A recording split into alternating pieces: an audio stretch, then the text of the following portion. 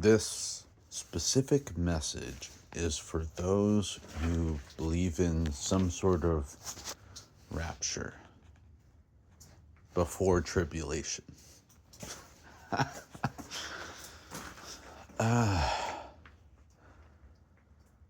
You're deluded.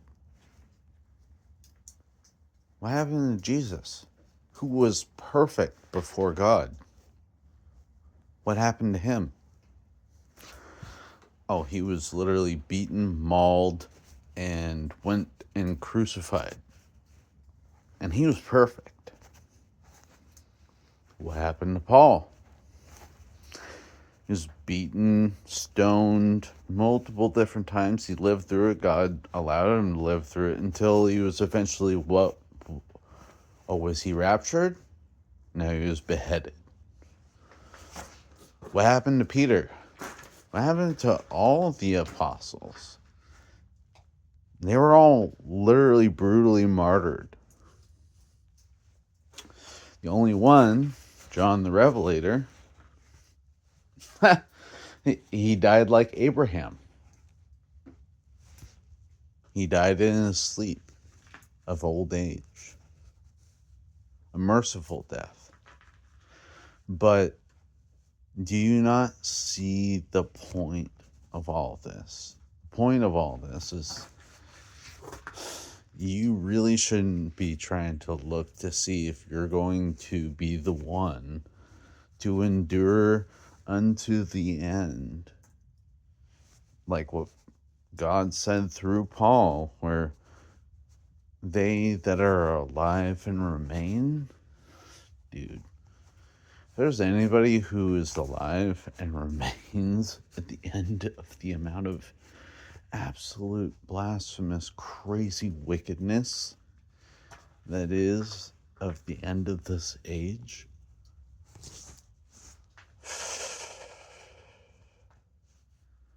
they're far blessed. Like God had his hand and his angels upon them the whole way. But you and I can't assume and presume so much that you're gonna just somehow escape everything that the Son of God didn't escape and all of his disciples didn't escape. All the people who are trying to think, oh, we're gonna somehow be raptured out of here before the tribulation comes, you're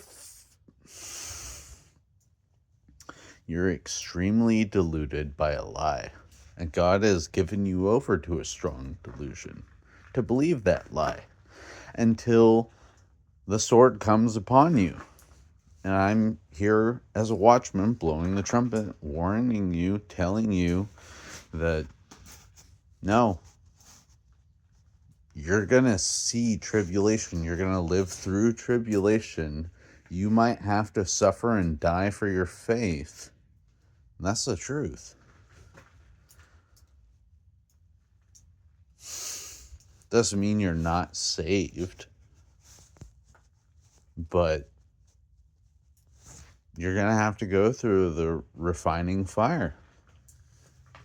And because you wouldn't go through it and keep resisting it in your current life,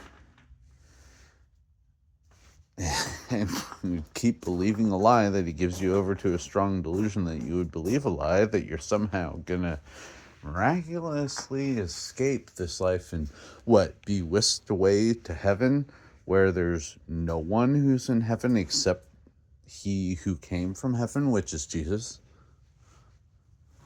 Where do you think all the other saints are? Where do you think Paul is? Where do you think Adam is? They're all asleep in Sheol. They're dead. They don't know anything. They're literally dead in a dreamless, thoughtless sleep until the first resurrection happens. That's the reality of the matter. But people don't study to show thyself approved unto God. Like, I'm I'm so tired. I'm so tired with these worldly traditions and traditions of men and fake Christianity and fake religious what is it? What's the word? So religious self-righteousness. I'm fed up with this bullshit. You're all sinners. There is no one good. No, not one. All have fallen short and have sinned. Thus, what is the declaration and what is the punishment for that? Death. What happened to Jesus? He was sinless and he still died. Oh, you think you're somehow, just because he did that for you, that you can somehow escape that? You think you're so self-righteous that you're gonna escape that? You got another thing coming. What I'm trying to tell you is that the people who do live to see that day and don't die under all the persecution that's going on, look, there was only 8 people out of all of them in the days of Noah. Out of the billions of people, 8 people. Jesus said, as in the days of Noah, so shall be the coming of the Son of Man. Oh, you think there's going to be more than 8 people? Don't be so pompous and self-righteous. You need to humble yourself. You need to have the discipline and have the humility to know that you deserve death and you're going to get it. That's it. That's it. And if we don't, praise God. But he already said it in his word. It's appointed once for man to die and then the judgment. So even if there's that small amount that live to see that day, well, he says he comes back in fire and burns the whole world. So even if there were certain people who lived to see that day, that lived to see the people raised from the dead, they're still going to have to burn and die as Jerusalem is coming down, because Jerusalem is made by God, literally governed by his son, and God is a consuming fire. It says in Joel 2, like, everything's going to burn. Everybody has to die. That's simply it. Like, there's nobody throughout any of the scriptures who have escaped it. The only 2 that they even say who might have escaped it would be Enoch and Elijah. But then you go see the 2 witnesses who get sent. Okay, so they get taken out of that certain time and place to be put in a different time and place to go prophesy because they were so faithful.